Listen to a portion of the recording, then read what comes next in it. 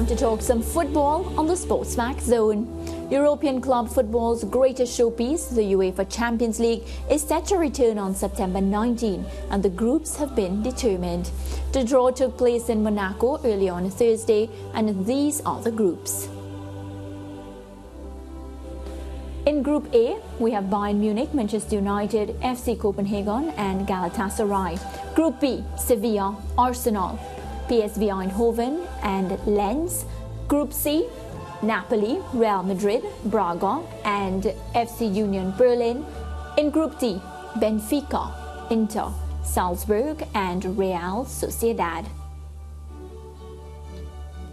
As we continue telling you the groups, what's coming up next? In Group E, Feyenoord, Atletico Madrid, Lazio and Celtic FC. In Group F, PSG, Borussia Dortmund, AC Milan and Newcastle United. Group G, defending champions Manchester City, RB Leipzig, Crvena, Zvezda and Young Boys. And then in Group H, Barcelona, Porto, Shakhtar Donetsk and Royal Antwerp. Well, the draw took place earlier today, as we said, and joining us via Zoom is our football correspondent, Simon Evans. Good afternoon, Simon. What a day to talk football. Yeah, no, it's great to hear that music again, and great to start thinking about the greatest club competition in the world, isn't it? So good, and I think it's fitting. We start with the defending champions, Manchester City, who I believe, they have gotten a good group and a fairly easy group. What say you? Yeah, I think so. You look at that group, and obviously Leipzig are a team that City have played a number of times in recent years and handled pretty well. Red Star Belgrade, Crvena, Zvezda, as they now get called everywhere, but that's the name most people will remember them by. That's a really tough place to go to in Belgrade, but they haven't really been performing at this level for a long while. Young Boys can be a surprise package, but you look at that group and you have to say that City should be top in that group with some comfort. Yeah, and as we're on the topic of City, Erling Haaland today being awarded UEFA Men's Player of the Year, a massive piece. He has to stay fit in order for Manchester City to be able to compete like they did last season. Yeah, he's crucial to them the way they play now. His goals are just incredible. He started again this season, banging in the goals. It's just incredible to watch him, and if he can maintain his level of scoring that he's shown, not just with City but in the Champions League with other clubs before that, then that automatically puts City amongst the favourites for the title again. Yeah, and before we head across to discuss Newcastle, earlier today I was reading a headline that said, to me it really stood out, no Messi, no Cristiano Ronaldo in the Champions League for the first time in 20 years. And I'm like, wow, it's been some time, and what does this mean for football now? Yeah, it's incredible to think about, isn't it? But it has been 2 decades where they've dominated football so much, and no Benzema either. So it's time for Kylian Mbappe to step up and prove that he's as good a player as the hype around him suggests. Yeah, Newcastle back in Champions League football, but boy oh boy, some big names still be coming up against PSG. Yeah, it's a really tough group they've got there, isn't it? With AC Milan and Borussia Dortmund as well. For the Newcastle fans, I mean, what great trips to Europe for those historic grounds to go to. But it couldn't be tougher for Newcastle. But I tell you what, the way they've started off in the Premier League, I wouldn't be surprised if they don't pull off something in that group. Yeah, and you would have to say that the Group F roster, Simon, looks, almost subtly tougher than a naked eye would suggest, because we have to remember too that even though AC Milan haven't won the UEFA Champions League since 2007 or so, they are bettered only by Real Madrid as the most successful team in Champions League history. Yeah, they've got tremendous pedigree in this competition. The current side isn't on a par at all with some of those great teams that won in the days of Paolo Maldini and Franco Baresi, of course. But it's still a top Italian side.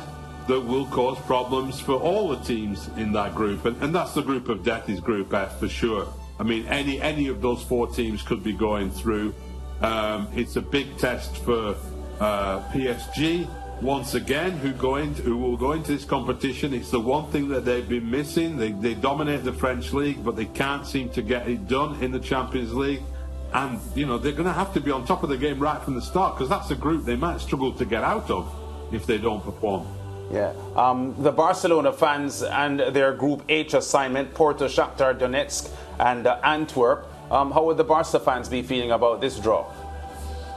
Yeah, I think relatively relaxed. I think Porto is the closest challenger to them there, but it should be Porto and Barcelona going through from that group. Antwerp, haven't got that pedigree and haven't been playing at this level. Shakhtar Donetsk have, but of course, the story there is a club that is struggling just to keep going in the face of a war, and a city that's been, under occupation and war for many years now. So it's a minor miracle that Shakhtar Donetsk are in the Champions League. But looking at it purely from a football point of view, you would say that's a pretty straightforward group for Barcelona. Yeah, heading back up to the top now, where Group A, the British newspapers, apart from the Man City draw, focusing a lot on Man United drawing against Bayern Munich, Copenhagen and Galatasaray, the teams they'll have to contend with. Yeah, of course, the British newspapers call it Harry Kane's Bayern Munich, don't they? Now? Yeah, I saw that, yeah.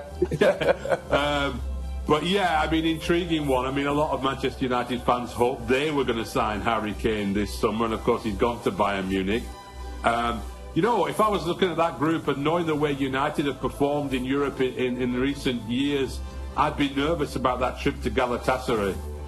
Not just because that's always a tricky place for English teams to go, and there's always a really intense atmosphere there, but it just feels like one of those games United could go and lose and then mess up their qualification from that group. So Copenhagen should be, will be battling to avoid the bottom spot really, but it should be Bayern and United going through. But I can see Galatasaray, pulling off an upset there. Arsenal and Sevilla, the top teams in Group B. Yeah, I think so. I think if you look at that group, PSV have got some good players, and the Dutch league gets undervalued a lot of the time by people, but they've lost a couple of players already in this window. Lens are another team who consistently produce exciting young players who they then sell on to other clubs, so it'll be interesting to see the next crop of Lens players coming through, what impact they can make. But Sevilla are the team that year after year we've seen them doing it in the Europa League. Extremely consistent and experienced European performers. Arsenal aren't really in recent years, but they will be looking to get out of that group for sure. Yeah, you mentioned Benzema earlier on. With his absence now from Real Madrid, they don't have the guaranteed goals that you would get from Benzema. But your thoughts on the group they have drawn? Yeah, it's a Napoli. Look, the other team that you would think would get through from that group, don't they? Braga, a team that's pretty new to the Champions League, from Portugal, and Union Berlin, a really nice story, a club that a lot of people like in Germany, from Berlin, from the east side of Berlin.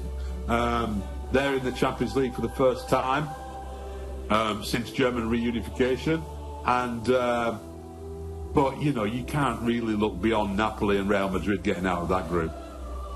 Yeah, well, Simon, what's for sure is, it's early. We're looking at the groups, but on paper, on screen, it looks as if, we'll pick our favorites. But the thing about the Champions League, it always tends to spring surprises and different storylines. So we look forward to some exciting Champions League action, and we'll have all the content on our channel. Yeah, it should be great. Really looking forward to it. Top teams again, and it goes all the way. And it is the best club competition in the world. Yeah. Well, Simon, we want to thank you, of course, and we'll chat with you again very, very soon. All right, all the best. Yeah, Simon Evans there, our football correspondent. We take a quick break, and when we come back, we have a lot more for you.